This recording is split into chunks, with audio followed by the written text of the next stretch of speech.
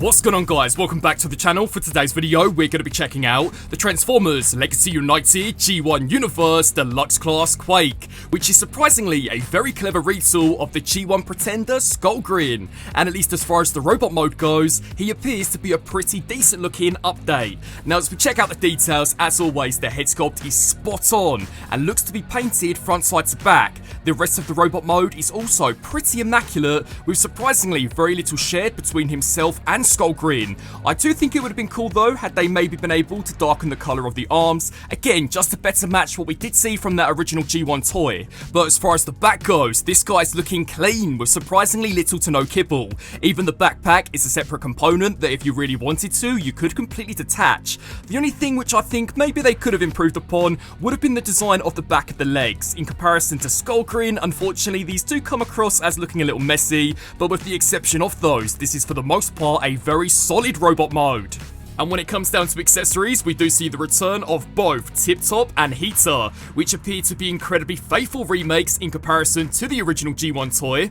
But, as I'm sure you guys all expected, they can both be transformed into two individual Cybertronian blasters, and to match what we did see from the OG toy, can even be combined to form some pretty wicked combinations. The only real downside to these for myself would be that they have been painted front side to back, which honestly is kind of a blessing and a curse, because whilst they do look really awesome, unfortunately even the post has been painted, so when it does come down to longevity, unfortunately guys, I'm not quite sure how well that paint will hold up over time. Now, checking out this guy's posability, to begin with, the head is on a ball joint, although officially it's incredibly limited. But, much like the Studio Series Springer, you can take the head and push it backwards, which then allows for a much greater range. I mean, check that out guys, you can even get the head tilting side to side, the shoulders can then be spun all the way around, they can also kick there out to the side. Due to transformation, he does technically have a backwards butterfly joint, the bicep can then spin, and the elbow can bend way past 90, which I do think kind of makes up for the lack of any wrist articulation, which is mainly just due to the way this guy does transform. The waist can be spun all the way around, the hips can kick both forwards as well as backwards and they're out to the side. The thigh can spin and the knee can bend, and then finally, what would a brand new Legacy figure be without the return of the legendary ankle rocker joint, which here in the case of Quake can bend to an insane range, meaning that you are most definitely able to get this guy into some pretty banging poses. But as I'm sure you guys will know by now, to see the true power of this target master, the time has now come for us to put him through the pose test.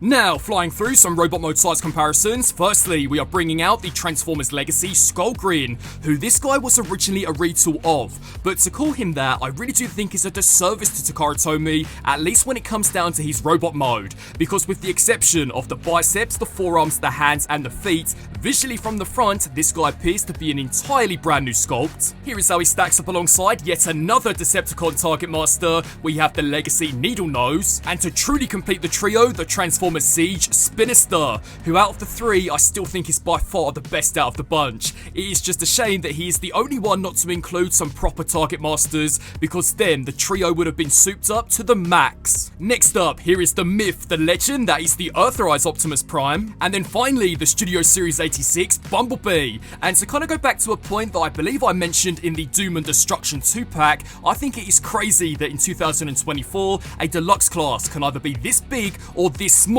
It really does make you wonder where exactly the budget goes, especially for some of these mini-bots. Now, checking out this guy's transformation, to be honest, this is definitely where the cracks begin to appear, because the robot mode for the most part I think is awesome, but from here onwards, honestly guys, it definitely takes a downward turn. So for the first step, grab a hold of the bicep and spin this here inwards. You are then going to take the fist and slide this into the back of the forearm. Again, do the same here for the second side, spin around at that bicep, take the fist and slide this here backwards. You are then going to grab a hold of the chest unit and slide this here downwards. What you you are now going to do is take this back compartment and pull this here all the way forward. Now once you reach to this point, the chest piece is now going to come over the top of the back of the head, and then you are going to begin to connect all of this here into place. So that right now you should be left with something which looks exactly like this. We are then going to spin around here to the back. What you are now going to do is make use out of this slider joint. So we are going to take this and compress it here upwards, just like that. For the next step, we are now going to make use out of this cutout that is originally a part of the bicep joint, and this should then very nicely snap into that tab. So snap that section into place, and again guys, do the same here for the second side. The only difference being is at the same time, you are then going to want to combine the two halves directly down the middle.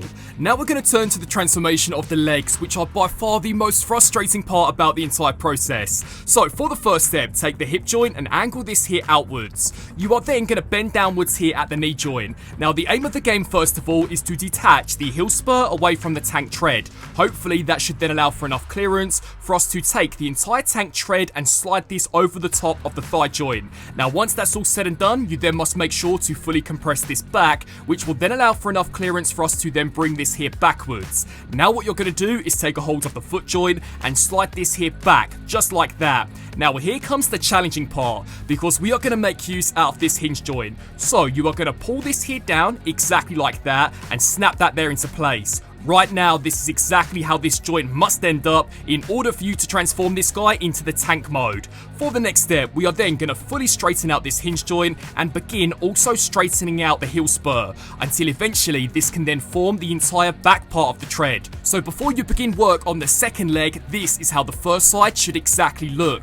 So again guys, take a hold of that heel spur and extend this here downwards, then take the tank tread and extend this here up and over the top of the thigh joint. Once you reach this point, we can now take this section, collapse this here forwards, and then extend the transformation joint here backwards. That should then allow for enough clearance for us to then take the foot joint and slide this here back. Then for the next step, here comes the challenging part, because what we are now going to do is compress this joint here all the way down, and again, it should be looking exactly like this. Then for the next step, we are going to flip this guy here on his side, take a hold of what will become the front part of the tank tread, extend this here all the way forwards, and collapse this here down. So right now, both sides should be completely transformed and looking exactly like this. So at this point, we can now take both halves and combine these here directly down the middle, making sure that all of the points of connection are snapped there into place. Then what you'll do is spin up here to the top, where we are firstly going to make use out of these hip joints. So slide this here forwards. Then what you'll do is make use out of the knee joints and slide all of this here backwards. Then for the next step, there is a whole host of tabs up top which are going to attach into the base. So this is where you are now going to make use out of this additional transformation joint, pull this here down and snap everything there into place, just like that. Then what you'll do is take a hold of the tank turret, extend this here forwards, and that is finally the transformation completely complete. Blasting his way onto the battlefield, here we have Quake, now fully transformed into his tank mode.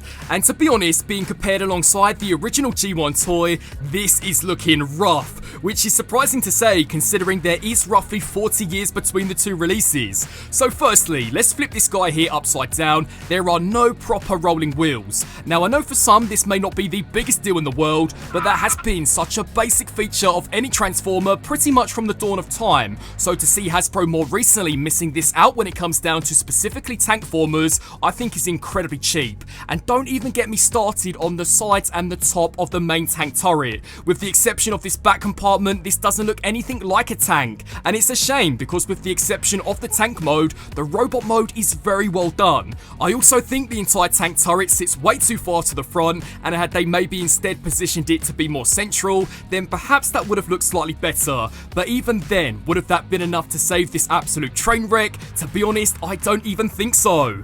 And as far as weapon storage goes, to match what we did see from the original G1 toy, those target masters are totally able to be slapped up top to create a full-blown weaponized mode. But I've got to be honest guys, I think the original did a better job overall. That tank mode absolutely destroys this brand new legacy version.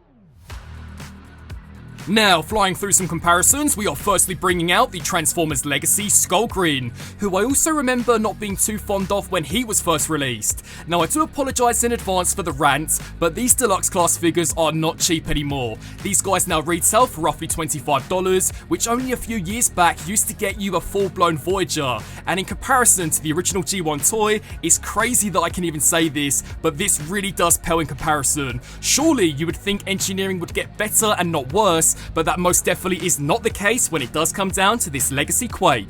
Next up, here he is compared against the Transformers Legacy Deluxe Class Needle Nose, the Transformers Siege War for Cybertron Spinister, who out of the trio I think is still easily the best out of the bunch, the myth, the legend that is the Earthrise Optimus Prime, and then finally the Studio Series 86 Deluxe Class Bumblebee. And in his defense, I do think the compression that does go down in the transformation is pretty impressive, considering in this form they really aren't too different, whereas in robot mode, Quake was an absolute beast in comparison. So, wrapping up on this review for the Transformers Legacy United Deluxe Class Quake. In all honesty guys, for the full retail price, I cannot recommend this, because it really is a 50-50 split. On one hand, the robot mode is really well done, and to be fair, I don't have many issues with it at all. I think it's a pretty decent update in comparison to the original G1 toy, and does include some pretty nicely detailed accessories. But the transformation is definitely far from being pleasant, especially when it comes down to those legs, and the tank mode, I just don't think is worth the pain it takes to get there. In comparison to its original version, it really does pale in comparison, which again is crazy considering there is 40 years between the two releases. But I would love to know what you guys think of Quake down below. As always, I want to thank you all so much for watching, and until my next review, transform and roll out!